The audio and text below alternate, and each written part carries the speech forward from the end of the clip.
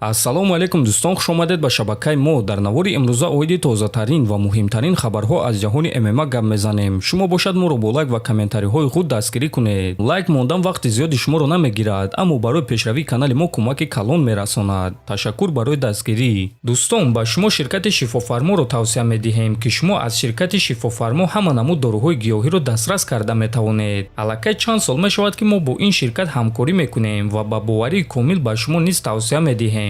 шумо метавонед ки аз ширкати Шифофармо доруҳо барои хароб ва фарбешавӣ, барои дил, барои дарди мушакҳо, барои хунукзадагӣ, равғани тозаи сиёҳдонаро дастрас кунед, ки ба ҳамаи дардҳо шифо мебахшад. ҳамчунин ширкати Шифофармо ҳиҷома доранд, ки дар он ҷо фитобочка, массаҷ ва ҳиҷома бепул аст ва шумо метавонед ки рафта ҳиҷомаи бепул гиред. Барои ҳамин худи ҳозир ба рақамҳои дар рӯи экран буда занг зада доруҳои гиёҳии дар кории худро харидорӣ кунед ва ҳатман аз номи канали мо паҳлавон салом расонед.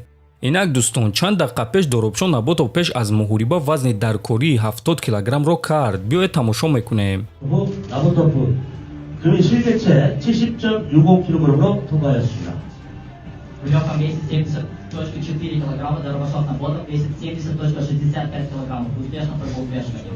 ҳамчунин бояд қайд кард, ки рақиби ӯ Матеус Камилио низ вазни даркориро кард. Акнун онҳоро муҳориба интизор аст. Ногуфта намонад, ки худи турнир пагоҳ, яъне рӯзи 14 декабр баргузор мегардад ва мо ҳамаи маълумот оиди муҳорибаро дар телеграм-канали худ Паҳлавон ТЖ пешкашатон мекунем. Барои ҳамин худи ҳозир даромада дар телеграм-канали мо обуна шавед. Ссилкаи телеграм дар описания ва дар якум комментария закрепид шуда. чемпиони пешинаи UFC Роберт Уитакер боварӣ дорад, ки Ҳамзат Чимаев ҳам Шон Стрикланд ва ҳам Дрикус Дуплесиро шикаст дода метавонад. ман фикр мекунам, ки Ҳамзат онҳоро ба замин меафтонад ва ҳамон кори мекардагии худро мекунад. чӣ гунае ки ӯ маро шикаст дод, Камару Усманро шикаст дод ё ин ки Гилберт Бионсро шикаст дод. ман чунин натиҷаро дида истодам. ман фикр мекунам, ки аз муҳориба зидди Дуплеси дида, дар муҳориба зидди Стрикланд ӯ муваффақтар мешавад, чунки Дуплеси бузургҷуса аст. якум текдавни Ҳамзатро манъ кардан хеле душвор аст. чӣ гуна ӯ ин корро мекунад ҳайратовар аст. ӯро чӣ гуна манъ карда мешавад? ман намедонам, гуфтааст Уитакер. хотиррасон мекунем, ки муҳорибаи унвонӣ байни чемпион Дрикус Дуплеси ва довталаб Шон Стрикланд рӯзи 9 феврал дар турнири UFC 312 ба нақша гирифта шудааст ва муҳорибаи асосии турнир хоҳад шуд ва бо эҳтимоли калон Чимаев бо ғолиби ин муҳориба вомехӯрад. шаби гузашта мураббии чемпиони вазни нимсабуки UFC Илия Топурия Хорхе Климент тасдиқ кард, ки шогирдаш ба вазни сабук мебарояд.